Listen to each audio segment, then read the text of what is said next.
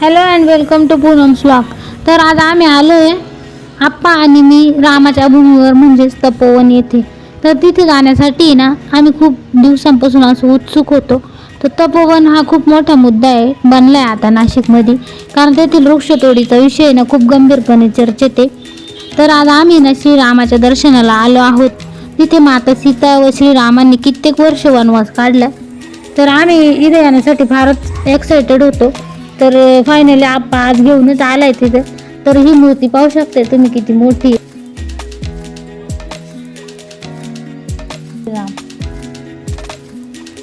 तर तिथे एवढी गर्दी झाली होती, टुरिस्ट होते, काही फिरणारे हिंडणारे, त्यांना बघण्यासाठी एवढे सगळे एकदम आनंदित आणि उत्सुक दिसतच होते.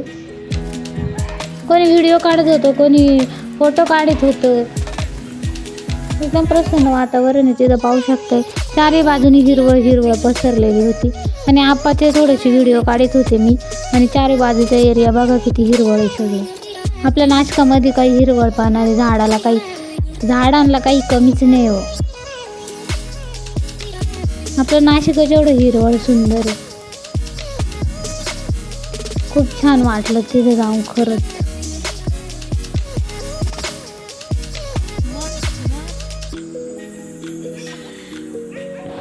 मूर्तीजवळ हे काका होते, तिथे ज्यांना दक्षिणा ठेवायच्या होत्या ते ठेवत होते. हा इकडं पाठीमागचा एरिया आहे पहा.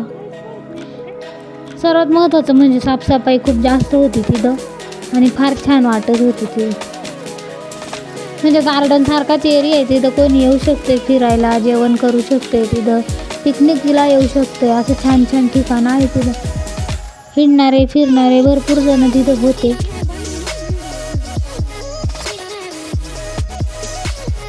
तर मला तर अशा नवीन नवीन गोष्टी पाहायला फार मजा येऊन गेली. आणि व्हिडिओ तर तुमच्याबरोबर शेअर करायचाच राहतो, म्हणून आपण ना ब्लॉग चांगला शूट करून घेतो आधी, मग बाकीचे सर्व कामं. मग तिथं आम्ही जरा वेळ थांबलो, फोटो व्हिडिओ काढले आणि मग आहे ना निघाले. आम्ही चप्पल वगैरे घातले. गेटपासून दर्शन आहे त्यांचे फोटो काढायला. तर पार तिथपर्यंत किती गर्दी होती. आता आम्ही तिथून निघालोय. पुढं तर एकदम इंटरेस्टिंग गोष्ट म्हणजे ठिकाण दाखवणार आम्ही तुम्हाला.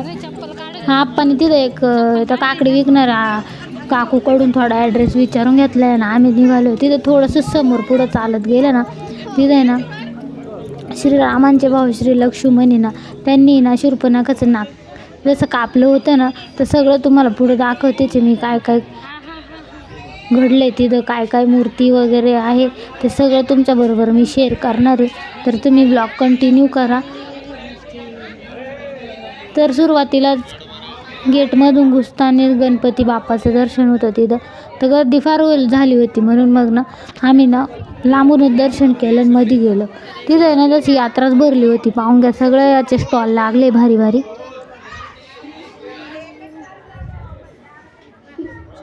मी तिथं जे कोरीव काम केलेलं होतं तिथं भिंतीवर, ते सगळं मी याच्यामध्ये ना रेकॉर्ड करून घेतले, तुमच्याबरोबर शेअर करायचं होतं. श्रीरामांचा वनवास, ते हरिण सोन्याचं, भरपूर छान छान गोष्टी मी ना रेकॉर्ड केले तुमच्याबरोबर शेअर करण्यासाठी. किती सुंदर काम केलेलं आहे इथं बघा ना. तर हेच ते मंदिर आहे, शेषनागांचं मंदिर आहे तिथं.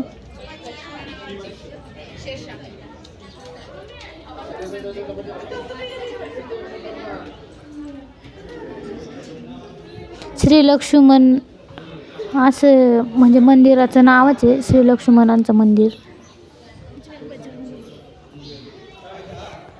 इथं आहे आपले बजरंगबली.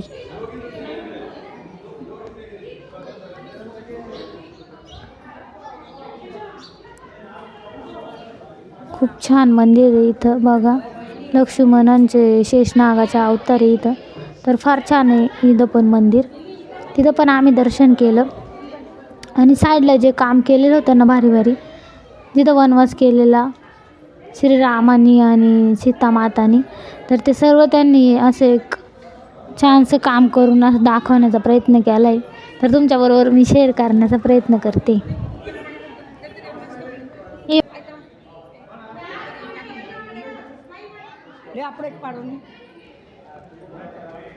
तर हे बघा शूर्पणखेचं नाक जसं कट केलं होतं लक्ष्मणाने, तर ते सगळं काम तिथं दाखवलेलं आहे.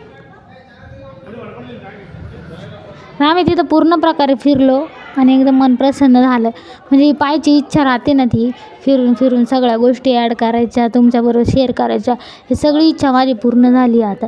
आणि व्हिडिओ पण खूप छान झालेला आहे आणि मस्त आहे, सगळं बघण्यासारखं आहे तिथं. तुम्ही पण या, कधी नाशिकमध्ये आले तर या, फिरा. इकडं भरपूर काही गोष्टी बघण्यासारख्या, तर तुम्ही नक्कीच या, व्हिजिट करा, फिरा, मस्त मस्त व्हिडिओ काढा.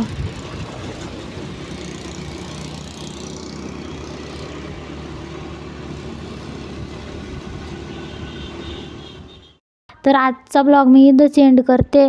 तर ब्लॉग कसा वाटला आहे, लाईक शेअर सबस्क्राईब